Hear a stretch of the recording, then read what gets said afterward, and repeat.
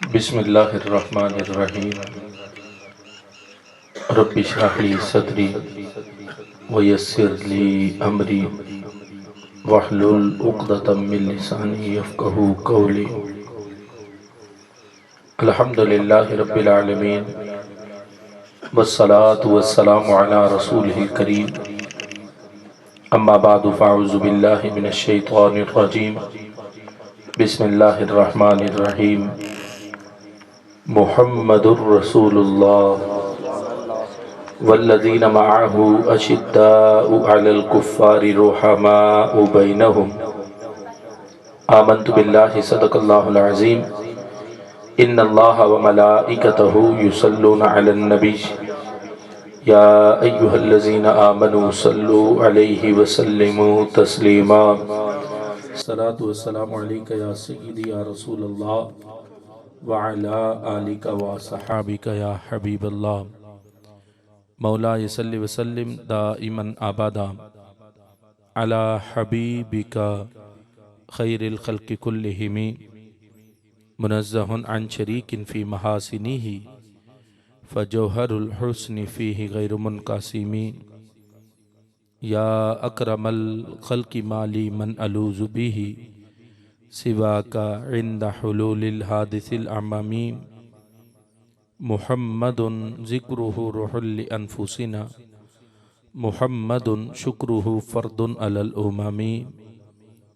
मुहम्मदुन ताजु रसूलिल्लाहि कातिबतन मुहम्मदुन सादिकुल अक़वालि वल कलिमी। या रब्बि सल्लि वसल्लिम दाइमन आबादा अला हबीबिका खैरिल खल्क़ि कुल्लिहिम। अल्लाह तबारक व तआला जल्ल जलालुहु व अम्मा नवालुहु व तम्मा बुरहानुहु व अज़्ज़म शानुहु व जल्ल ज़िक्रुहु व अज़्ज़ इस्मुहु की हम्द व सना और हजूर सरवर कायनात मफ़ख़र मौजूदात ज़ीनत बज़्म कायनात दस्तगीर जहाँ गम गुसार ज़मां सय्यद सरवरां हामी बेकसां क़ाइदुल मुरसलीन ख़ातमन नबिय्यीन अहमद मुज्तबा जनाब मुहम्मद मुस्तफ़ा सल्लल्लाहु अलैहि वसल्लम के दरबार गौहरबार में हदिया दुरूद व सलाम अर्ज़ करने के बाद ज़ीनत आराए मसनद सदारत परवुर्दा गोश विलायत पीर तरीक़त रहबर शरीयत पीर मोहम्मद ताहिर नूर मदनी नक्शबंदी मुजद्ददी ज़िद शरफ़ुहु और रौनक महफ़िल हज़रत अल्लामा मौलाना पीर तरीक़त रहबर शरीयत पीर मोहम्मद अमीनुल्लाह नबील सियालवी साहब अमीर तहरीक लब्बैक इस्लाम और दीगर अहबाब किराम नहायत मोअज़्ज़ज़ व मोहतशम सामीन हज़रात, रब्ब ज़ुल जलाल के फ़ज़ल और तौफ़ीक़ से हम तमाम लोग शाहीनाबाद में मरकज़ी मिलाद कौंसल की तरफ से सजाई गई इस अज़ीमुश्शान शान रसूल सल्लल्लाहु अलैहि वसल्लम कॉन्फ्रेंस में शरीक हैं। मेरी दुआ है कि अल्लाह बानिया ने महफ़िल को अजर अज़ीम अता फ़रमाए और रब्ब ज़ुल जलाल इन तमाम लोगों की कोशिशों को अपनी बारगाह में कबूल फ़रमाए। मोहतशम सामीन हज़रात, चूँकि वक्त काफ़ी हो चुका है, मैं इख्तिसार के साथ चंद बातें अर्ज़ करके अपनी गुफ्तगू को ख़त्म करना चाहूँगा। मेरी गुफ्तगू शान रिसालत सल्लल्लाहु अलैहि वसल्लम के साथ साथ खुलफ़ाए राशिदीन के मुताल्लिक़ भी चंद बातें अर्ज़ करूँगा। रब्ब ज़ुल जलाल इस उम्मत को हर आने वाले फितने से महफूज फरमाए और हर नए फितने से हमारा रब हमारे ईमानों की हिफाजत फरमाए। मोहतशम सामीन हज़रात, खुश नसीब हैं हम लोग कि हमने 15 सदियां बाद भी अल्लाह के प्यारे महबूब सल्लल्लाहु अलैहि वसल्लम का कलमा पढ़ा और उनका कलमा पढ़ के उनको माना, और माना भी वैसे जैसे सहाबा किराम अलैहिम रिदवान ने देख कर माना। नबी पाक सल्लल्लाहु अलैहि वसल्लम को रब्बे जुल जलाल ने बेशुमार शान अता फरमाई और बेशुमार मौजज़ात अता फरमाए। जितने मौजज़ात नबी पाक सल्लल्लाहु अलैहि वसल्लम को मिले, उन मौजज़ात को आज तक कोई शख्स गिनती में नहीं ला सका कि कितने मौजज़ात अल्लाह ने नबी पाक सल्लल्लाहु अलैहि वसल्लम को अता फरमाए। पहले अंबिया को मौजज़ात भी लिमिटेड मिले, किसी को 2, किसी को 3, किसी को 5, किसी को 13, किसी को 9। हमारे नबी पाक सल्लल्लाहु अलैहि वसल्लम को अल्लाह ने सर के बालों से पाँव के नाखिनों तक मौजज़ा ही मौजज़ा बनाकर भेजा। हमारे नबी पाक सल्लल्लाहु अलैहि वसल्लम सरापा मौजज़ा बन के दुनिया में तशरीफ़ लाए। महबूब का आना भी मौजज़ा, महबूब का बचपन भी मौजज़ा, महबूब का लड़कपन भी मौजज़ा, महबूब की जवानी भी मौजज़ा, महबूब की दुनिया से ज़ाहिरी पर्दा फरमाना भी मेरे महबूब का मौजज़ा। इतने मौजज़ात अल्लाह ने नबी पाक सल्लल्लाहु अलैहि वसल्लम को अता फरमाए। पहले अंबिया को जितनी मौजज़ात मिले वो हिस्सी मौजज़ात थे। जब तक हिस्स के सामने रहे मौजज़ा थे, जब हिस्स से हटे तो फिर मौजज़ा नहीं, मौजज़े की खबर बाकी। लेकिन हमारे नबी पाक सल्लल्लाहु अलैहि वसल्लम को रब्बे जुल जलाल ने कैसे कैसे मौजज़ात अता फरमाए। मौजज़ात रब इसलिए अंबिया को अता फरमाता था कि लोग अंबिया के मौजज़ात को देखकर उनकी अक्लें आजिज़ आती थी, मानने पर मजबूर हो जाते थे कि वाकया ही ये अपनी तरफ से कोई अमल नहीं करते, हमारे रब ने इनके सरों पर नबुव्वत का ताज अता फरमाया है। हमारे नबी पाक सल्लल्लाहु अलैहि वसल्लम को रब्बे जुल जलाल ने इस अंदाज के मौजज़ात अता फरमाए जिनकी वजह से लोग नबी अलैहिस्सलाम का कलमा पढ़ने पर मजबूर हुए। नबी अलैहिस्सलाम का चेहरा, नबी अलैहिस्सलाम का मौजज़ा, नबी पाक सल्लल्लाहु अलैहि वसल्लम के बोलना महबूब का मौजज़ा, नबी पाक सल्लल्लाहु अलैहि वसल्लम का मुस्कुराना मौजज़ा, मेरे आका का चलना मौजज़ा, मेरे नबी अलैहिस्सलाम का सोना मौजज़ा। देखो मेरे नबी पाक सल्लल्लाहु अलैहि वसल्लम की सखावत मेरे महबूब का मौजज़ा। लोग पहले अंबिया के मौजज़ात देखकर उनका कलमा पढ़ते थे। हजरत मूसा अलैहिस्सलाम ने असा डाला था, फिरौन के जादूगरों ने रस्से डाले थे, वो सांप बने, इधर से असा डाला, वो बहुत बड़ा अजदहा बन गया, ये मौजज़ा। इस मौजज़े को देखकर लोग कलमा पढ़े। लेकिन इधर नबी पाक सल्लल्लाहु अलैहि वसल्लम की शान देखो। जब नबी पाक सल्लल्लाहु अलैहि वसल्लम हिजरत करके मदीना शरीफ तशरीफ लाने लगे तो हजरत अब्दुल्ला बिन सलाम जो यहूद के बहुत बड़े आलिम थे, इंतजार पर थे। कहते कब ये मदीने पहुंचेंगे, मैं जाके इनके साथ मुनाजरा करूंगा, इनके साथ बात करूंगा कि आप नबी हैं, दलील क्या है आपके पास आपकी नबूवत की। आप कहते हो आपका रब सच्चा है, तो दलील क्या है? मैं इनसे इनकी नबूवत की दलीलें मांगूंगा, मुनाजरा करूंगा, जो दलीलें वो दोएंगे उनका रद्द करूंगा, अपनी तरफ से दलीलें पेश करूंगा। जब नबी अलैहिस्सलाम मदीना शरीफ पहुंचे, लोगों ने हजरत अब्दुल्ला बिन सलाम से कहा नबी अलैहिस्सलाम आ गए, चलो मुनाजरे के लिए। जब अब्दुल्ला बिन सलाम वहां पर गए, जाकर पहली नजर जब महबूब के चेहरे को देखा, जब पहली नजर उनके चेहरे पर पड़ी तो सारा मुनाजरा भूल गया। सिर्फ चेहरे को देखकर कलमा पढ़ने पर मजबूर हो गए। सिर्फ चेहरे को देखा, वो तो मुनाजरा करने थे। लोगों ने कहा अब्दुल्ला बिन सलाम क्या हो गया, तुमने तो मुनाजरा करना था, किधर गई दलीलें? जो देनी थी, जो लेनी थी, सब कुछ भूले और इतनी जल्दी कलमा पढ़ लिया, वजह क्या है? अब पहले अंबिया के मौजज़ात देखकर लोग कलमा पढ़ते थे, मेरे महबूब का चेहरा ही मेरे महबूब का मौजज़ा था, जो इनके चेहरे को देखता था कलमा पढ़ने पर मजबूर हो जाता था। अब्दुल्ला बिन सलाम से जब लोगों ने पूछा अब्दुल्ला बिन सलाम वजह क्या, क्यों तुमने कलमा पढ़ा? अब्दुल्ला बिन सलाम ने जुमले क्या बोले, कहा इन्ना वजहहु लैसा बिवजहिन कज़्ज़ाब, कहा लोगों तुमने उनके चेहरे को नहीं देखा, उनका चेहरा बताता है कि अल्लाह किसी झूठे को इतना हसीन चेहरा नहीं देता है। इनका चेहरा बताता है कि ये सच्चे, इनका चेहरा इनकी नबुव्वत की दलील है, इनका चेहरा रब की तौहीद की दलील है। अब देखा तो महबूब का चेहरा था और कलमा पढ़ना था रब्बे जुल जलाल का, रब को तो देखा नहीं था, देखा तो महबूब को था। लेकिन अब्दुल्ला बिन सलाम ने दुनिया को पैगाम दिया, ये चेहरा चेहरा मुस्तफा ही नहीं, सिर्फ इस चेहरे को जो देखता है उसे जलवाए खुदा भी नजर आता है।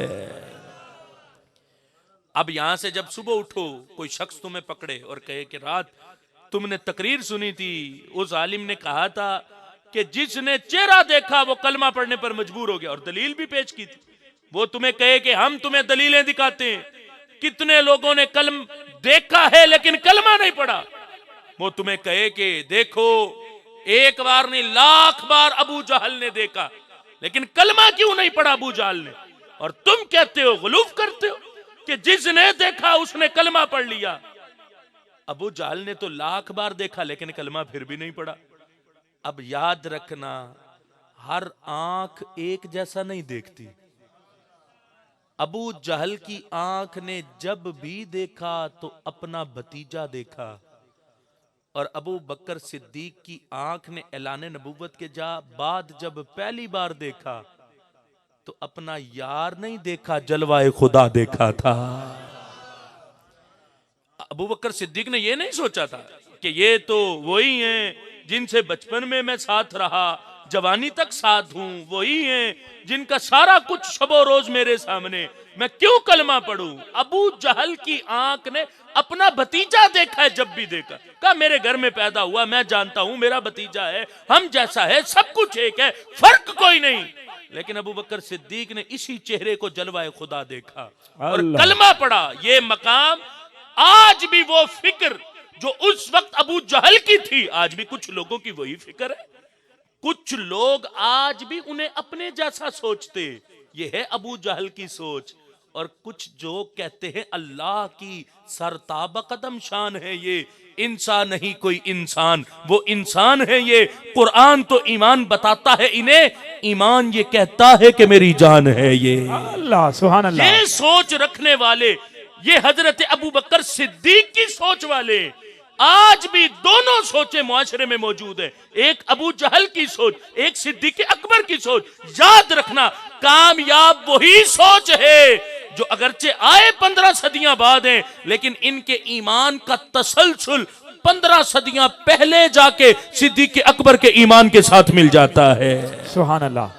इसलिए खुश नसीब 15 सदियां बाद भी अल्लाह ने हमें हजरत सिद्दीक अकबर वाली सोच अता फरमाई, अबू जहल जैसी सोच नहीं अता फरमाई। अब ये वो लोग जिन्होंने सिर्फ उनके चेहरे को देखा तो कलमा पढ़ लिया, सिर्फ चेहरे को देखकर। अभी तो मेरे महबूब के गुले कुद्स की पत्तियों से कोई फूल जड़े नहीं, जो चुनता कोई और चुन के फिर कलमा पढ़ता। याद रखना जिसने इनकी बोली को भी सुना वो भी कलमा पढ़ने पर मजबूर हो गया। अल्लाह सुभान अल्लाह। इनकी बोली इतनी मीठी। अब इस लिहाज से मुस्लिम शरीफ के अंदर यह हदीस मौजूद है, मुस्लिम शरीफ के अंदर हदीस नंबर 868, ये हजरत दिमाद रदी अल्लाह ताला अन्हु, ये अज़द शनुआ में रहते थे। इन्होंने अज़द शनुआ से मक्का आने का इरादा किया, अभी कलमा नहीं पड़ा था। हजरत दिमाद रदी अल्लाह ताला अन्हु, बड़ी तवज्जो से सुनना इन सारी बातों को, चूंकि मौजू है शान रसूल सल्लल्लाहु अलैहि वसल्लम, तो उस पर जो गुफ्तगू है वो आपके सामने पेश कर रहा हूं। अब जब हजरत दिमाद अज़द शनुआ से चलने लगे और मक्का आने का इरादा किया, तो कुछ लोगों ने हजरत दिमाद रदी अल्लाह ताला अन्हु से कहा, ए दिमाद मक्का तो जा रहे हो, लेकिन वहां जाके एक चीज का ख्याल करना, मक्का में एक मोहम्मद नामी शख्स है सल्लल्लाहु अलैहि वसल्लम, उससे बच के रहना, उससे मुलाकात ना करना। वजह क्या? लोगों ने कहा उन्हें जिन हैं और उनके जिन इतने ताकतवर हैं, जो भी उनके पास जाके बैठता है उनके जिन्नों का असर उस पर भी हो जाता है। और वो फिर उनके पास से वापिस नहीं जाता, इतने ताकतवर जिन है उनके। कहा वहां जाना, सबसे मिलना, लेकिन मोहम्मद नामी शख्स से बच के रहना सल्लल्लाहु अलैहि वसल्लम। अब ये मक्का में आए, इन्होंने कहा अगर तो वाकई ही उन्हें जिन है तो फिर तो काम ही बन गया, क्योंकि ये हजरत दिमाद जिन बड़े अच्छे निकालते थे। इन्होंने कहा मैं वहां मक्का में जाके उनके जिन निकालूंगा और उन्हें शिफा दूंगा। लेकिन हजरत दिमाद को क्या खबर थी, जिन्हें शिफाएं देने की बात मैं कर रहा हूं, मैं तो खुद मरीज हूं और मेरी शिफा महबूब के हाथों में मौजूद है। अब ये जब आए मक्का शरीफ पहुंचे, कहने लगे मैं कई दिन फिरता रहा और मुझे मुलाकात ना हुई। एक दिन नबी पाक सल्लल्लाहु अलैहि वसल्लम से मुलाकात हो गई, तो कहने लगे फलक़ियहू, जब मैं उनसे मिला मैंने कहा या मोहम्मद इन्नी अर्क़ी मिन हाज़िहि री। ये कहने लगे मैंने सुना है कि आपको जिन हैं और मैं बड़े अच्छे जिन निकालता हूं। व इन्नल्लाह यशफी अला यदै मन शाआ। दिमाद ने कहा अगर अल्लाह ने चाहा तो मेरे हाथ पर आपको शिफा मिल जाएगी, मैं आपके जिन निकाल। नबी अलैहिस्सलाम ने जवाब कोई ना दिया, तो दिमाद ये सवाल करने के बाद फिर खुद ही बोल पड़े फहल्ला का, क्या इरादा है फिर, क्या जिन निकलवाना चाहते? नबी अलैहिस्सलाम से हजरत दिमाद कह रहे, कलमा नहीं पड़ा था अभी तक, नबी अलैहिस्सलाम से कह रहे हैं कि क्या आप अपने जिन निकलवाना चाहते हैं? फहल्ला का, क्या इरादा है आपका? फिर जब ये बात की हजरत दिमाद ने, तो मेरे महबूब की जुबान से जो जुमले निकले, वो जुमले क्या थे, वो जुमले सुनो। हजरत दिमाद ने जब फहल्ला का बोला कि क्या इरादा है फिर जिन निकलवाने, तो नबी अलैहिस्सलाम ने फरमाया इन्नल हम्दलिल्लाह नहमदुहु व नस्तईनुहु मन यहदिहिल्लाहु फला मुदिल्ल लहु व मन युद्लिलहु फला हादिय लहु व अशहदु अल्ला इलाहा इल्लल्लाह वहदहु ला शरीका लहु व अन्न मुहम्मदन अब्दुहु व रसूलुहु अम्मा बाद। खुतबा पढ़ के अम्मा बाद पे पहुंचे। अभी तो तकरीर शुरू होनी थी, अम्मा बाद के बाद सिर्फ खुतबा जब हजरत दिमाद ने सुना, तो हजरत दिमाद खुतबा सुनने के बाद क्या बोले? का अइद अलैया कलिमातिका हाउला, ऐ महबूब एक बार तो यही कलमा कलिमात दोबारा पढ़ दो, जो कलमे बोले हैं एक बार तो यही दोबारा बोल दो। नबी अलैहिस्सलाम ने फिर पढ़ा इन्नल हम्दलिल्लाह नहमदुहु व नस्तईनुहु मन यहदिहिल्लाहु फला मुदिल्ल लहु व मन युद्लिलहु फला हादिय लहु व अशहदु अल्ला इलाहा इल्लल्लाह वहदहु ला शरीका लहु व अन्न मुहम्मदन अब्दुहु व रसूलुहु अम्मा बाद। दूसरी बार फिर पढ़े तो दिमाग बोल पड़े, का एक बार फिर पढ़ दो। नबी अलैहिस्सलाम ने तीसरी बार पढ़े।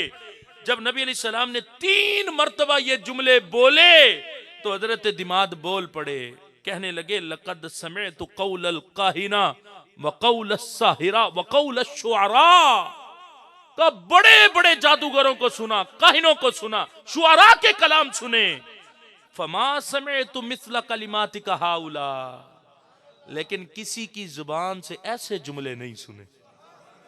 इतना मीठा बोल है इनका, इतनी मीठी गुफ्तगू है इनकी, का ऐसे जुमले किसी की जुबान से नहीं निकले। ये कहने के बाद हाथी यदक उबायिउका अलल इस्लाम, दिमाग कहने लगे महबूब अब कसर क्या बाकी है, हाथ आगे करे। महबूब ने हाथ आगे किया, हजरत दिमाद ने हाथ पकड़ते ही नबी अलैहिस्सलाम का कलमा पढ़ के दीन को कबूल कर लिया है। सुभान अल्लाह, सुभान अल्लाह। मोहम्मद हमारे, मोहम्मद हमारे, मोहम्मद हमारे, मोहम्मद हमारे, मोहम्मद हमारे, मोहम्मद हमारे। अब ये है मकाम उनका, जिसने उनकी बोली सुनी वो भी कलमा पढ़ने पर मजबूर हो गया। आज देखो ना, आज 15 सदियां बाद क्या महबूब को देखा है कलमा पढ़ा? वो तो नसीब वाले हैं जिन्होंने देखा, और इंशाअल्लाह हम गुनहगारों पर भी करम होगा। सब ने तो नहीं देखा, नसीब वालों ने देखा, लेकिन कलमा कितनों ने पढ़ा? नहीं देखा, लेकिन कलमा फिर भी पढ़ा, और ये शर्त भी नहीं रखी दीदार कराओगे तो कलमा पढ़ेंगे। हमने कहा या रसूल अल्लाह, हमें तो आपका नाम मोहम्मद ही काफी है, यही नाम है जो हमारी आहों को सर्द नहीं होने देता, यही नाम है जो हमारे जख्मों का हमें दर्द नहीं होने देता। यही नाम है जो हर गम से हमें दूर लेकर जाता है। यही नाम है जिससे हर परेशानी टल जाती है। महबूब हमें तो फकत नाम मोहम्मद ही चूम कर आंखों पर लगाने के लिए काफी है, लेकिन जीते इस बात पर है कि नाम को चूम के जीते हैं और कब्र में दीदार की उम्मीद लेके जाते हैं कि कब्र में दीदार होगा। अब सोचो, जिनका नाम इतना मीठा है तो जब कब्र में जाएंगे उनका दीदार करेंगे तो फिर कितनी लज्जत आएगी। अल्लाह, ये नाम कोई काम बिगड़ने नहीं देता। अरे ये नाम कोई काम बिगड़ने नहीं देता, बिगड़े भी बना देता है बस नाम मोहम्मद। तो फिर बोलो मोहम्मद हमारे, मोहम्मद हमारे, मोहम्मद हमारे। ये नारा लगाते हैं ईमान वाले, मोहम्मद हमारे, मोहम्मद हमारे। तो आप अहबाब को ये चंद बातें जो मैं आज, हमें गंदी सोच से अपने ईमान की हिफाजत करनी, वो गलीज सोचें जो मुआशरे के अंदर डेवलप की जा रही, गैरों के पैसों, गैरों के एजेंडे पर उम्मत मुस्लिमा के अंदर जो गलीज सोच आज लाई जा रही, उस सोच को मुस्तरद करते हुए अपने ईमान के सारे महवर को घुमाकर गुंबत खदरा की तरफ लेकर जाना और कभी भी गुंबत खदरा से अपनी नजरें ना हटाना। अगर वहां से आंख हट गई तो फिर जिस जगह पर जाके लगेगी हो सकता है गुमराही की दलदल में फंस जाए। इसलिए अपने ईमान को, अपनी नजरों को गुंबत खदरा पर जमा के रखो। वो महबूब नबी पाक सल्लल्लाहु अलैहि वसल्लम, उनको जो रब्बे जुल जलाल ने शानें अता फरमाई, उन शानों को सुन के अपने ईमानों को तकवीयत दो ताकि ईमान हमारे मजबूत हो जाए, ताकि ईमान हमारे कवी हो जाए। ये कैसे होते? शान रसूल सल्लल्लाहु अलैहि वसल्लम को सुन के नबी अलैहि सलाम के मरातिब, नबी अलैहि सलाम की शानें, एक तरफ शानें हैं और दूसरी तरफ से नबी अलैहि सलाम की शानों को घटाने के किस्से हैं। उन घटाने के किस्सों से बचो और हकीकी शानें नबी अलैहि सलाम की समझो। आज लोग कहते बढ़ा देते हैं, बढ़ा देते हैं, गुलूफ करते हैं। हमने कहा, हमने तो अपने बुजुर्गों से यही सुना कि सब कुछ कहना ला युमकिनु सनाउ कमा काना हक्कुहु बादज खुदा बुजुर्ग तू ही किस्सा मुख्तसर। हमें हमारे बुजुर्गों ने तो यही समझाया कि सिर्फ इन्हें खुदा नहीं कहना, सिर्फ इन्हें अल्लाह नहीं कहना।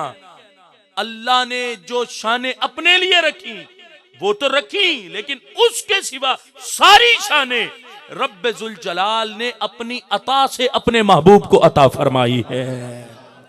और वो शान कितनी, उसकी हद ही कोई नहीं। लोग कहते गुलूफ करते हो, बढ़ा देते हो। हम कहते हद मुकर्रर तुम करो, उससे आगे हम नहीं बढ़ेंगे। हद मुकर्रर तो करो। उनकी हद तो जिब्राइल अमी को नहीं पता। सुनो, मेराज में सिदरतुल मुंतहा पर जाकर कहा था, अगर पोरा बराबर भी इस हद से आगे जाऊंगा तो जल जाऊंगा, ये मेरी हद है। आगे कौन गया, किधर गया? आला हजरत कहते हैं ना कि खिरत से कह दो कि सर झुका दे, गुमा से गुजरे गुजरने वाले। खिरत कहते हैं ना अक्ल को, कहते अक्ल से कह दो कि सर झुका दे, गुमा से गुजरे गुजरने वाले। यहाँ खुद जिहद को पड़े हैं लाले, किसे बताइए कि किधर गए थे। अल्लाह, सुभान अल्लाह। सिदरतुल मुंतहा पर जिब्राइल अमीन ने कहा मेरी हद है, मैं आगे नहीं जा सकता।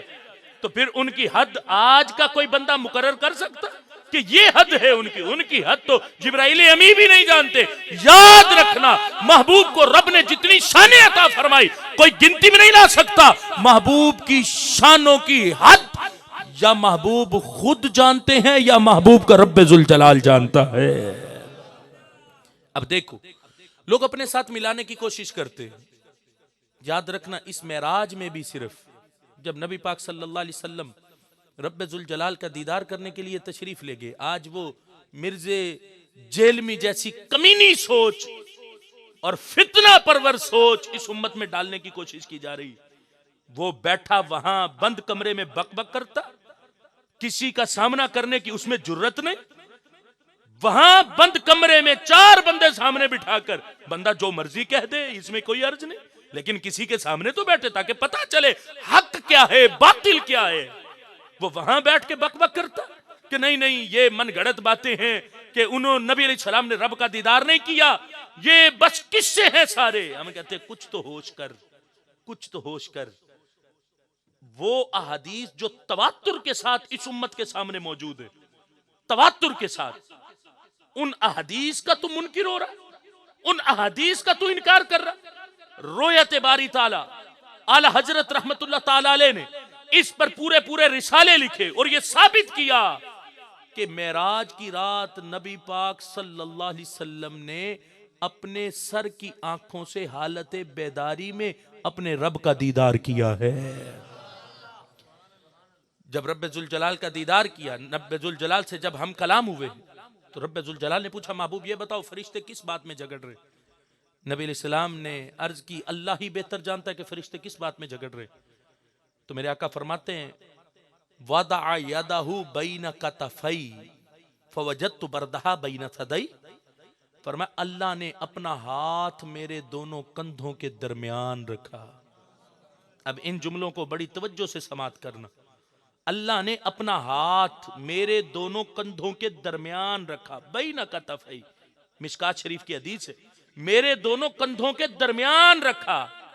अपने हाथ को, हाथ पर हम बात नहीं करना चाहते, वो हाथ जो रब की शान के लायक है, मुतशाबिहात में से कि रब का वो हाथ जो रब की शान के लायक, लेकिन हदीस के लफ्जों में यद मौजूद है। पर मैं अल्लाह ने अपना हाथ मेरे दोनों कंधों के दरमियान रखा। दोनों कंधों के दरमियान है रब का हाथ। और उधर इब्ने माजा शरीफ की हदीस उठा के देखो, नबी पाक सल्लल्लाहु अलैहि वसल्लम फरमाते, कयामत का दिन होगा, अल्लाह सातों जमीनों सातों आसमानों को लपेटेगा। लपेट कर कहां रखेगा? मेरे आका ने फरमाया, अल्लाह अपने हाथ की उंगली के एक पोरे पे रखेगा। सातों जमीनें सातों आसमान लपेट के अल्लाह अपने हाथ की उंगली के एक पोरे पे रखेगा। वो हाथ, वो उंगली, वो पोरा जो रब की शान के लायक है। लेकिन जिस हाथ की उंगली के एक पोरे पर सातों जमीनें सातों आसमान आ जाएं, तो वो हाथ कितना बड़ा होगा। सिर्फ वो हाथ नहीं, फिर उन कंधों का तसव्वुर करो, जिन दो कंधों के दरमियान वो मेरे रब का हाथ होगा, वो कंधे कितने बड़े होंगे। लोग आज महबूब के साथ अपने आप को मिलाने की कोशिश करते, हम कहते हैं इनके कंधों जैसे कंधे तो किसी के लाओ, पूरे कद का मुकाबला तो बाद की बात है, इनके कंधों का मुकाबला तो कोई करके दिखाओ। अल्लाह ने इन्हें कितने बड़े कंधे अता फरमाए कि इन दो कंधों के दरमियान रब का हाथ है। और फरमाया रब के जलवे भी नहीं, जो रब की तजल्लियात भी नहीं, ऐने जात रब का हाथ है। उधर तजल्ली थी, गर्म थी, इधर हाथ है, ऐने जात है लेकिन गर्मी नहीं। फवजदतु बरदहा, फरमाया हाथ मेरी पुश्त पे था लेकिन उसकी ठंडक में अपने सीने में महसूस कर रहा था। शान रिसालत सल्लल्लाहु अलैहि वसल्लम। और फिर नबी पाक सल्लल्लाहु अलैहि वसल्लम ने अपनी शानों से, अपने मकाम मर्तबा से, जिन असहाबा किराम अलैहिम रिदवान ने नबी पाक सल्लल्लाहु अलैहि वसल्लम का कलमा पढ़ के महबूब के सहाबा की सफों में खड़े हुए, उनमें से सबसे पहला दर्जा, सबसे पहला नंबर नबी अलैहिस्सलाम ने खुद भी, और इससे पहले रब्बे जुल जलाल ने हजरत सिद्दीक अकबर को अता फरमा दिया। आज लोग बहस करते कि नहीं नहीं फजीलत है, वो अफजलियत की बात है, वो फजीलत की बात है, ये अफजलियत, तरह तरह के फितने घड़ घड़ के उम्मत में दाखिल करने की कोशिश कर रहे हैं। हम सबको समझाना चाहते हैं, अफजलियत फजीलत सारी बातें अपने पास रखो। हमें हमारे बुजुर्गों ने यही बताया कि पहला नंबर सिद्दीक अकबर का है, दूसरा उमर फारूक का है, तीसरा उस्मान गनी का है, और चौथा अल्लाह ने हजरत मौला अली को अता फरमा दिया है रदी अल्लाह ताला अन्हुम। और फिर आज कई लोगों को इन चारों के नारों से बड़ी तकलीफ होती कि हक चार यार का नारा क्यों लगाते हो, जो हमारी मजालिस में, हमारी महफिल में लगता है नारा ताकीक हक चार यार, कहते नहीं नहीं हक चार यार नहीं, सिर्फ चारों की बात क्यों करते हो। हमने कहा ये वो चार हैं जिन्हें चुन चुन के अल्लाह ने अपने महबूब के खुलाफा में शामिल फरमाया, अल्लाह सुभान अल्लाह, और चुन चुन के इन्हें अपनी शानों से अल्लाह ने इन्हें दराजात अता फरमाए हैं। अब देखो ना अंदाज, और जो दराजात, और जो पहला नंबर, दूसरा, तीसरा, चौथा, ये सारे दराजात आज वो दमादम मस्त कलंदर अली का पहला नंबर, फिर कहा जाए कि नहीं नहीं वो तो मस्त का कौल है। यार ऐसे मस्त को तो जूते पड़ने चाहिए जिसे कोई और बात ही नजर नहीं आई, बस यही नजर आया कि अली का पहला नंबर है और कहे नहीं नहीं मैं मस्त हूं। हम ऐसे भंगियों और चर्सियों से बेजार हैं। हम रब के फजल से अपने अकाबिरीन बुजुर्गान दीन औलिया के जेरे साया पलने वाले लोग हैं। हमारे करीब रब के फजल से कभी भी भंगों और चरसों के धुएं नहीं आए। हमारे करीब जब भी आई है तो कुरान और सुन्नत की खुशबू आई है। अल्लाह सुभान अल्लाह सुभान अल्लाह। अब इस लिहाज से देखो, ये जो नंबर की तरतीब है, ये किताबुल फितन अल फितन जो है हाफिज नुआइम की, इन्होंने अपनी किताब के अंदर इस बात को जिक्र किया। हजरत अमर बिन लबीद रदी अल्लाह ताला अन्हु अब फरमाते नबी पाक सल्लल्लाहु अलैहि वसल्लम ने एक देहाती से एक जानवर का सौदा किया। बिदैनी नजरी ही सौदा हो गया, बात सारी तय हो गई, लेकिन मामला कर्ज पर तय हुआ कि सौदा तो हो गया लेकिन पैसे बाद में अदा करने थे, वो कर्ज था। बड़ी तवज्जो रखना। अब ये देहाती आराबी था, बद्दू आदमी था, सौदा करके जब वापिस गया, फलाकिया अली इब्न अबी तालिब, बाहर गया तो बाहर हजरत अली रदी अल्लाह ताला अन्हु से मिल गए। हजरत अली ने पूछा क्या सौदा तय किया? उस देहाती आदमी ने कहा सौदा तय कर दिया है जानवर का, लेकिन है कर्ज। नबी अलैहिस्सलाम ने फरमाया एक वक्त मुकर्रर था कि फलां वक्त में तुम्हें पैसे दूंगा, वो कर्ज है। हजरत अली रदी अल्लाह ताला अन्हु ने कहा देहाती अजीब आदमी हो, इन कबदल्लाहु रसूलहु हक्कुका इला मन। हजरत अली ने कहा देहाती आदमी तू कर्ज तो छोड़ आया है, ये तो तूने पूछा ही नहीं। अगर नबी पाक सल्लल्लाहु अलैहि वसल्लम तेरा कर्ज दिए बगैर उनका विसाले जाहिरी हो गया तो फिर तू अपना हक किससे मांगेगा? अगर उन्होंने कर्ज तुझे तेरे मुकर्रर तारीख तक ना दिया, उससे पहले पहले उनका विसाले जाहिरी हो गया, फिर तू अपने पैसे किससे मांगेगा? वो देहाती आदमी था, सोच में पड़ गया। फरज अला अराबी, दौड़ा दौड़ा नबी अलैहिस्सलाम की बारगाह में आ गया। आकर उसने सवाल किया, उसने कहा मल्ली बिहक्की इन अता अलैकल मौत, अगर आपका विसाल हो गया तो फिर मैं आके अपने पैसे किससे मांगूंगा? तो नबी पाक सल्लल्लाहु अलैहि वसल्लम ने भी गुस्सा नहीं किया, नाराजगी का इजहार नहीं किया कि दे दूंगा, तेरा कर्ज है, तुझे पैसे वापस मिल जाएंगे, तुझे फिक्र पड़ गई अभी से पैसों की, अभी तो सौदा करके गया है। मेरे नबी पाक सल्लल्लाहु अलैहि वसल्लम ने नाराजगी का हरगिज इजहार नहीं किया। जब उसने पूछा अगर आपका विसाले जाहिरी हो गया तो मैं अपने पैसे किससे मांगूंगा? नबी अलैहिस्सलाम ने फरमाया अबू बकर सिद्दीक लका बिहक्किक, फरमाया मैं ना रहा और पैसे दे के तुझे ना गया तो मेरे बाद अबू बकर के पास आ जाना, वो तुझे तेरा हक अता फरमाएगा। अल्लाह सुभान अल्लाह। ये है तरतीब का अंदाज। फरमाया अबू बकर के पास आना, वो तुझे तेरे पैसे अता फरमाएगा। अब इस देहाती आदमी ने जब ये बात सुनी, बाहर निकला। फलाकियहु अलीयुन ऐदा, हजरत अली बाहर इंतजार पे खड़े थे कि क्या फैसला होता है, कि मेरा कौन सा नंबर है, मैंने फैसला करवाना है और दुनिया को फिर कयामत तक लोगों को बताना है कि ये फैसला खुद हजरत अली ने करवाया है और खुद खड़े होकर नबी अलैहिस्सलाम से पूछ के करवाया है। हजरत अली ने पूछा मां काल लका रसूलुल्लाह, ए देहाती आदमी बता क्या फरमाया नबी अलैहिस्सलाम ने? तो उस देहाती आदमी ने कहा हक्की इला अबी बकरिन सिद्दीक, ए अली नबी अलैहिस्सलाम ने फरमाया है अगर मैं अपना हक दे के ना गया तो तुझे तेरा हक मेरे बाद मेरा अबू बकर अता फरमाएगा। हजरत अबू बकर सिद्दीक की बात सुन के हजरत अली बोल पड़े, कहा फ़इन्न अबा बकरिन यमूत, अगर अबू बकर सिद्दीक का भी विसाल हो गया और उन्होंने भी तुझे तेरा हक ना दिया तो उनके बाद फिर पैसे किससे मांगेगा?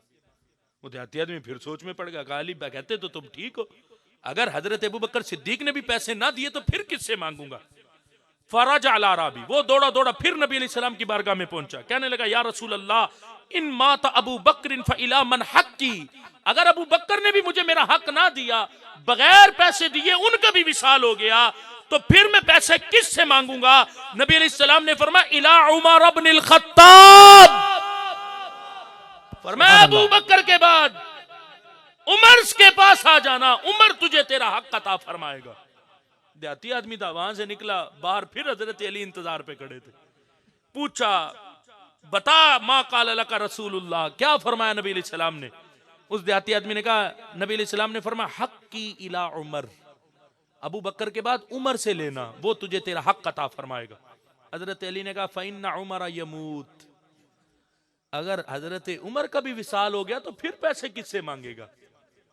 फैसला तो पूरा करा, अभी तो बात अधूरी है, अभी पूरा फैसला नहीं हुआ। फिर जा महबूब की बारगाह में और जाके पूछ, अगर उमर ने भी पैसे ना दिए तो फिर मैं पैसे किससे मांगूंगा? जब आकर उस शख्स ने ये बात की तो नबी अलैहिस्सलाम ने फरमाया हक्कु का इला उस्मान, सुभान अल्लाह, फरमाया उमर के बाद मेरे उस्मान के पास आ जाना, वो तुझे तेरा हक अता फरमाएगा। ये नबी अलैहिस्सलाम से ये बात पूछ के फिर गया तो हजरत अली इंतजार पे खड़े थे कि अब क्या फैसला होता है। उस शख्स ने नबी अलैहिस्सलाम की बारगाह से वापस लौट के जब हजरत अली से मुलाकात हुई, हजरत अली ने फिर पूछा मा काल लका रसूलुल्लाह, ऐ देहाती आदमी क्या फरमाया आमिना के लाल ने? तो ये शख्स कहने लगा हक की इला उस्मान, नबी अलैहिस्सलाम ने फरमाया उमर के बाद मेरे उस्मान से अपना हक लेना। हजरत अली ने कहा फइम माता उस्मान, अगर उस्मान ने भी पैसे न दिए तो फिर किधर जाएगा? अब जुमला सुनना, ये फरज अला राबी, फिर ये दौड़ा दौड़ा नबी अलैहिस्सलाम की बारगाह में गया, या रसूल अल्लाह फइन्ना उस्मान यमूत, अगर उस्मान ने भी पैसे ना दिए तो फिर मैं अपना हक किससे मांगूंगा? अब जो जुमला नबी अलैहिस्सलाम ने इसके जवाब में इरशाद फरमाया वो जुमला क्या है? नबी अलैहिस्सलाम ने फरमाया देहाती आदमी, अगर उस्मान ने भी तुझे तेरा हक ना दिया, इलल्लज़ी अरसलका, फरमाया जो बाहर खड़ा बार बार तुझे मेरे पास भेज रहा है, फरमाया उस अली से मांग लेना, वो तुझे तेरा हक अता फरमाएगा। सदक का ताजदार हक 4000, सदक का ताजदार हक 4000, अदल का पहरेदार, सदक का ताजदार अदल का पहरेदार, सखा का अलमदार, वो हैदर करार है जिनको इनसे प्यार, वो बोले मेरे यार हक चार, हक चार, हक चार, हक चार, हक चार, हक चार, हक 4000, हक 4000, हक 4000, सब इनके हैं दीवाने, सब इनके हैं दीवाने, नबी तो खुद खुदा ने और इनको मुस्तफा ने दिए हैं इख्तियार, ओ बोल मेरे यार हक चार, हक चार, हक चार, हक चार, हक हक हक 4000।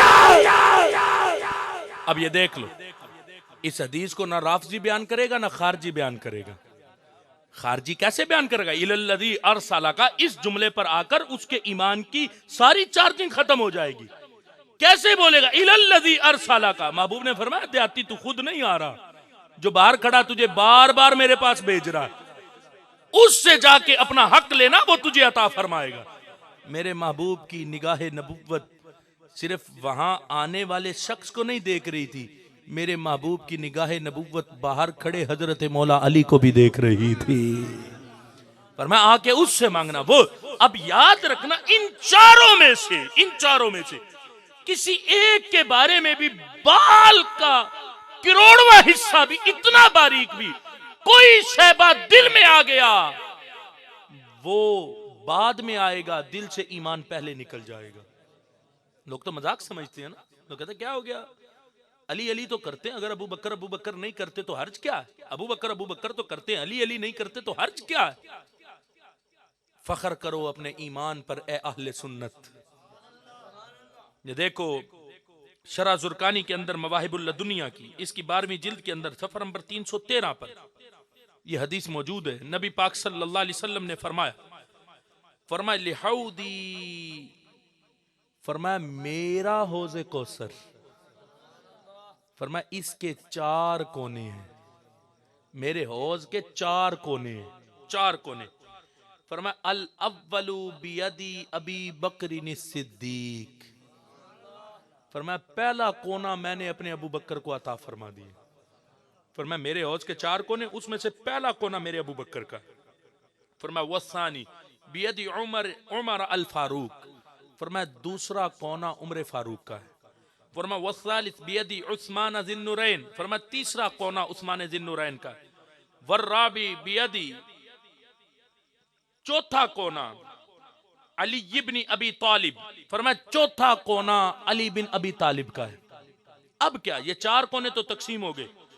आगे जो नबी इस्लाम ने इरशाद फरमाया, फरमाया फमन काना मुहिब्बन लि अबी बकर मुबगिदन लि उमर ला यस्कीही अबू बकर, फरमाया जो अबू बकर से प्यार करता हो और उमर का बुग़्ज़ उसके सीने में हो तो अबू बकर सिद्दीक उसे हौज़े कौसर का पानी नहीं देंगे। फरमाया वमन काना मुहिब्बन लि अली मुबगिदन लि उस्मान ला यस्कीही अली, फरमाया जो अली अली करने वाला है उस्मान का बुग़्ज़ उसके सीने में है, फरमाया हजरत अली उसे हौज़े कौसर का जाम नहीं देंगे। ये तो बेचारे सारे कल कयामत के दिन आएंगे, हजरत अबू बकर सिद्दीक से कहेंगे अबू बकर सारी जिंदगी तुम्हारे प्राइवेट मुहिब बन के आए, सारी जिंदगी हमने तुम्हारी मोहब्बतों के नारे लगाए, अबू बकर करते आए हैं। हजरत अबू बकर सिद्दीक पूछेंगे ये बताओ अली के बारे में अकीदा क्या रखते थे। हजरत अली के पास जाएंगे, अली अली करते आए, हजरत अली पूछेंगे ये बताओ मेरे अबू बकर के बारे में क्या अकीदा रखते थे। इनमें से किसी का बुग़्ज़ भी, चारों में से किसी का बुग़्ज़ भी अगर सीने में हुआ, चारों कोनों में से किसी कोने से पानी नहीं मिलेगा। खुश नसीब व अहले सुन्नत, चारों कोनों में से जिस कोने पर भी जाएंगे तो हौज़े कौसर का जाम भर भर के पिएंगे। जाओ ना अबू बकर सिद्दीक वाले को, दिल से उतरा।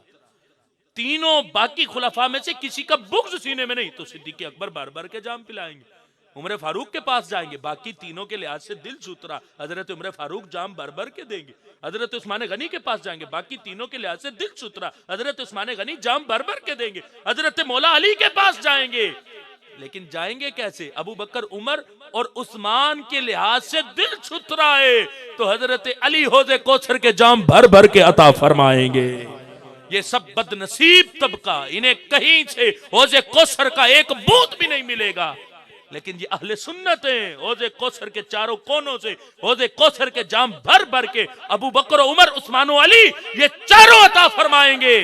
अपने ईमान पर फख्र करो, अपने अकीदे पर नाज करो, जिस अकीदे पर पैरा देते हुए हमारे काबिरीन ने हम तक ये अकीदे सुथरे करके भेजे।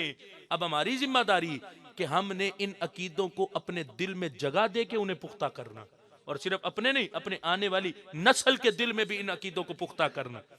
अब देखो, मैं इख्तिसार करता चला जा रहा हूं, जिनके नाम से हम मुजद्दिदी कहलवाते हैं, हजरत मुजद्दिद अल्फसानी, ये मकतूबात इमाम रब्बानी, इसके अंदर हजरत मुजद्दिद अल्फसानी रहमतुल्लाह ताला अलैह आपने एक बात को जिक्र किया और इस अंदाज में जिक्र किया। आप फरमाते हैं कि रोजे शख्स से नकल कर के नोश्ता अंद, आप फरमाते हैं एक शख्स ने नकल किया, उसने बात की, बात क्या की, उसने कहा कि नामे हजरत अमीर बरदरे बहिश्त सब्त करदा अंद। बड़ी तवज्जो से ये बात सुनना, सारे अहबाब इधर तवज्जो रखें।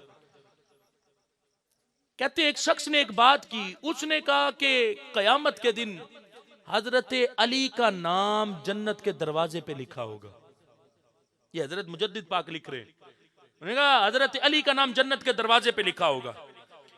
कहते हैं बखातिर रसीद कि हजरत शेखैन राज खसाई से आम उतने चे बाशद, कहते मैं दिल में सोच में पड़ गया, अगर हजरत अली का नाम जन्नत के दरवाजे पे लिखा है तो हजरत अबू बकर और उमर किधर है, उनका मकाम मर्तबा क्या होगा।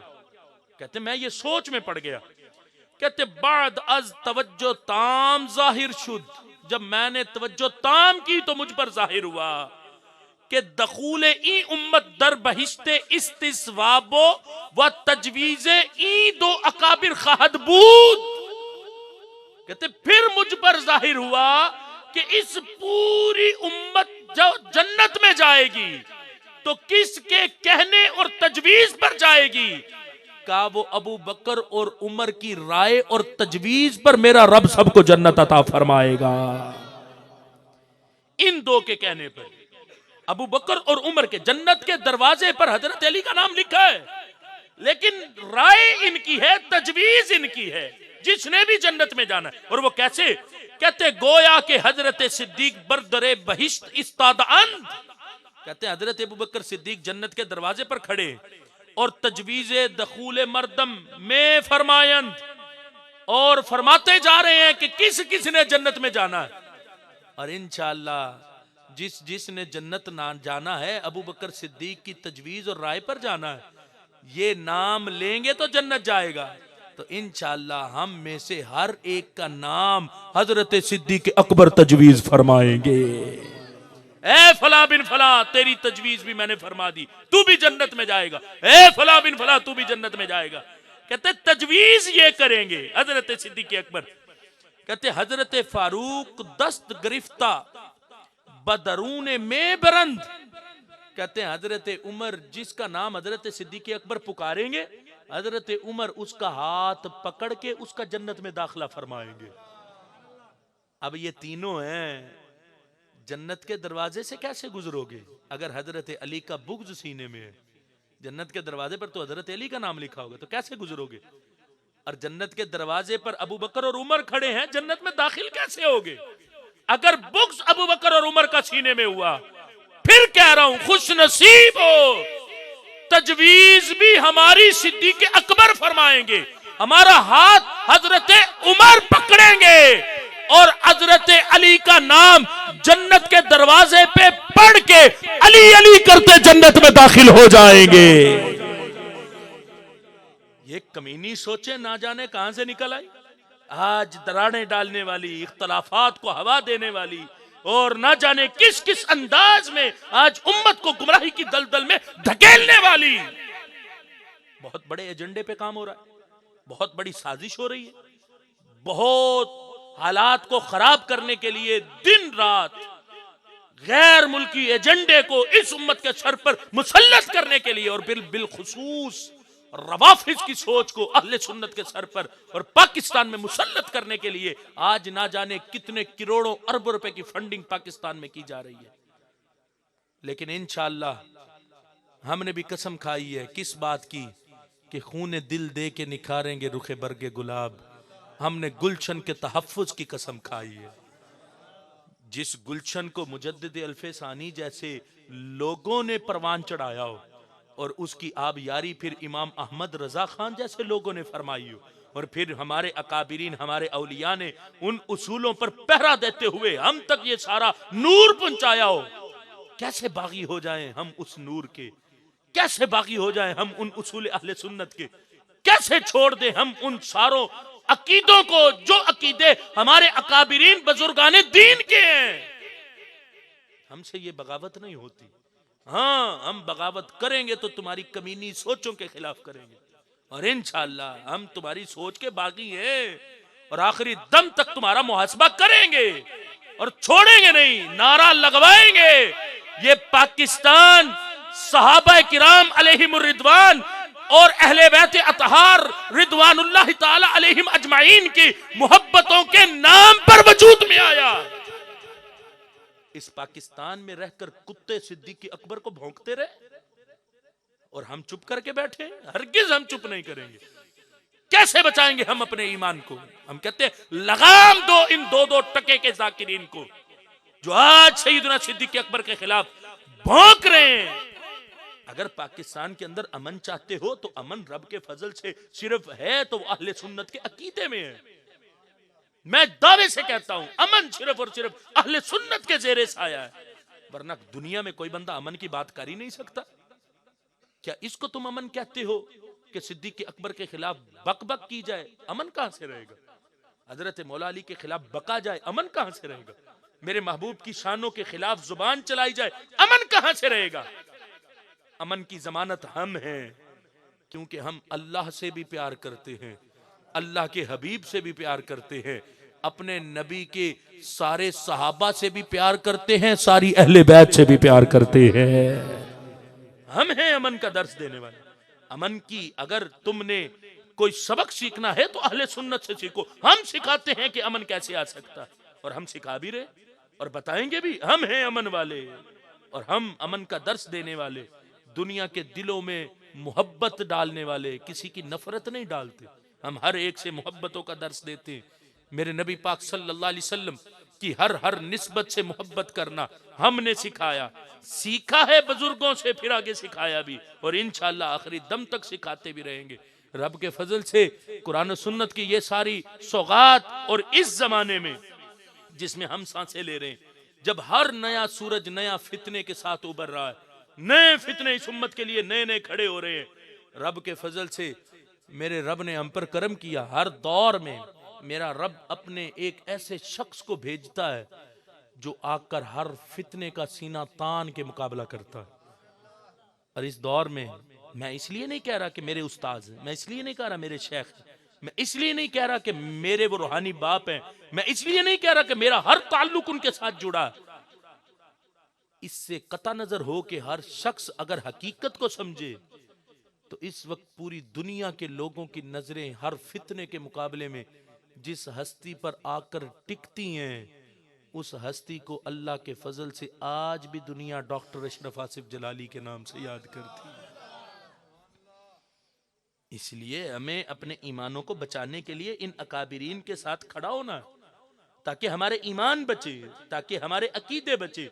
वरना कल हमारी आने वाली नस्ल हमारे गिरेबान पकड़े पूछेगी, अब्बा जी बताओ क्या तुम जिंदा थे या मर गए थे जब सारे कुत्ते सिद्दीक अकबर को गालियां दे रहे थे? क्या जवाब देंगे? बेटा हम जिंदा थे। किस मुंह से जवाब देंगे अपनी जिंदगी का? आज इनके खिलाफ हम बोलेंगे तो अपनी आने वाली नस्लों के ईमान को बचाएंगे। हम सहाबा में से किसी सहाबी की शान में किसी को बोलने नहीं देंगे। ये हमारी ईमानी जिम्मेदारी। आखिरी हदीस को पेश करके गुफ्तगू को खत्म करने लगा हूं। नबी पाक सल्लल्लाहु अलैहि वसल्लम का फरमान हजरत मुजद्दिद अल-फिसानी रहमतुल्लाह अलैह ने कोट किया। नबी अलैहि सलाम ने फरमाया इज़ा ज़हरतिल फितन औ क़ाल अल बिदअ। नबी अलैहि सलाम ने फरमाया जब फितने जाहिर हो जाएं, बिदआत जाहिर हो जाए।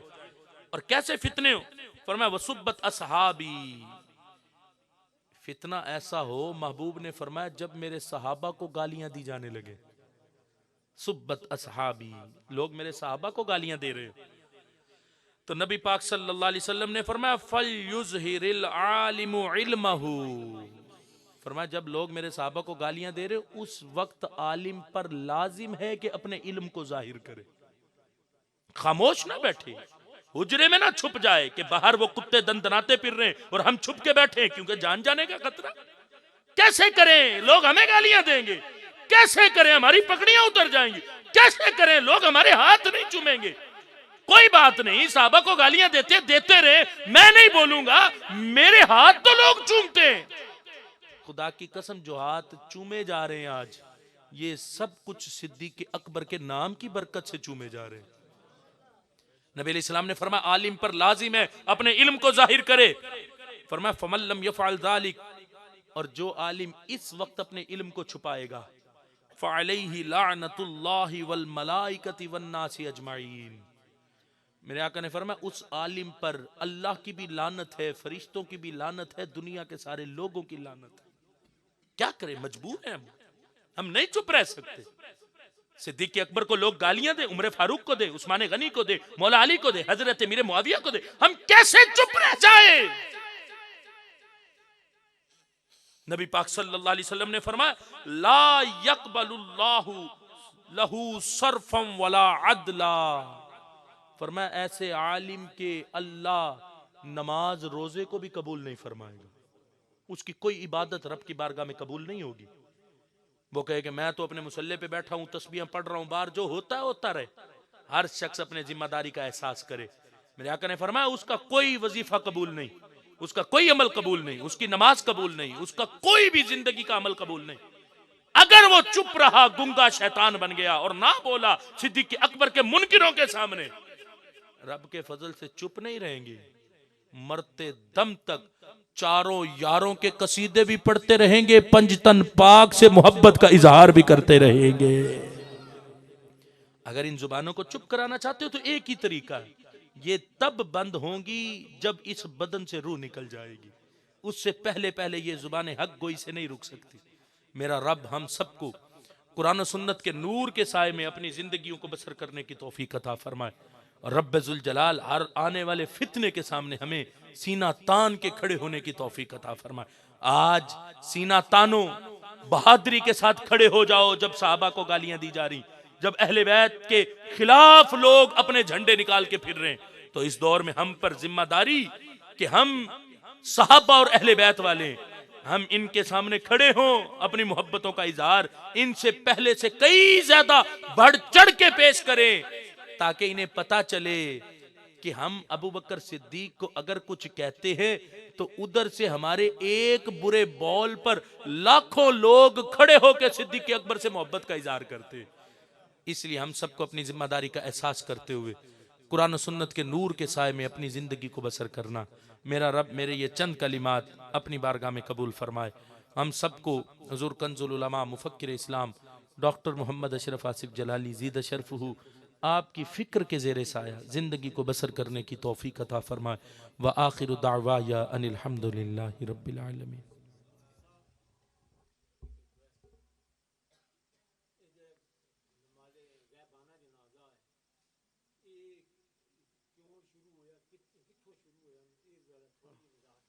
चूँकि इस पर तफसील तो काफ़ी, लेकिन इतना कहूँगा कि 2008 में अल्लाह के फजल से इस पर भी मेरे शेख कामिल हजूर कंजुल उलमा मुफक्किर इस्लाम डॉक्टर मोहम्मद अशरफ आसिफ जलाली ज़ीद शरफ़ू आपने पूरा सेमिनार भी किया था, और इस पर पूरी एक बहुत मोटी किताब भी तहरीरी सूरत में मौजूद है कि गायबाना नमाज जनाजा जायज़ नहीं।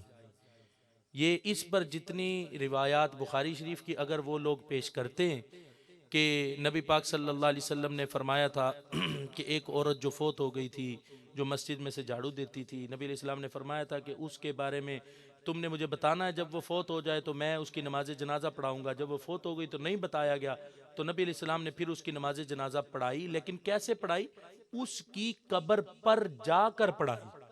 ये दलील गायबाना नमाज जनाजा की नहीं हो सकती, कब्र पर जाकर पढ़ाई।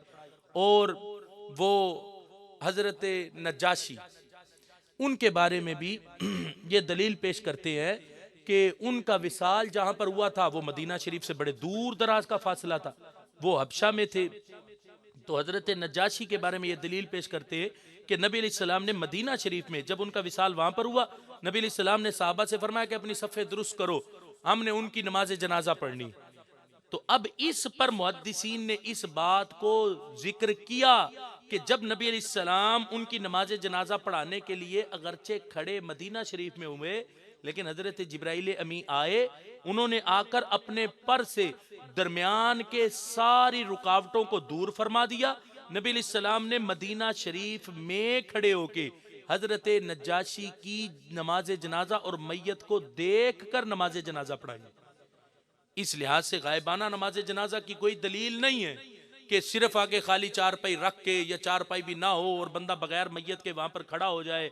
ये तो फिका हनफी के लिहाज से भी जायज है कि जो फोत हो जाए अगर उसकी नमाज जनाजा नहीं पढ़ी गई तो उसकी कब्र पर 3 दिन के अंदर अंदर उसकी कब्र पर खड़े होकर नमाज जनाजा पढ़ी जा सकती, लेकिन कब्र पर खड़े होकर, चारपाई पर खाली पर नहीं।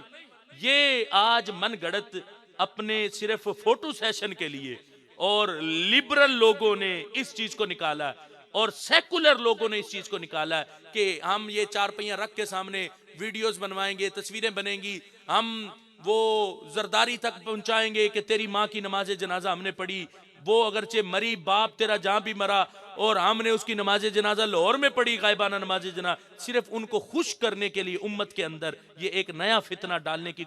लेकिन रब का फजल है, मेरे शेख कामिल ने इसका सद्देबाब बर वक्त किया था और गायबाना नमाज जनाजा पर किताब है पूरी, आप उसमें पढ़ो, हर दलील भी लिखी जो उनकी तरफ से पेश की जाती और उसका रद्द भी उसके अंदर मौजूद है। इसलिए हमें इल्म दोस्त होना चाहिए, इल्म के साथ मोहब्बत होनी चाहिए, किताबों से प्यार होना चाहिए।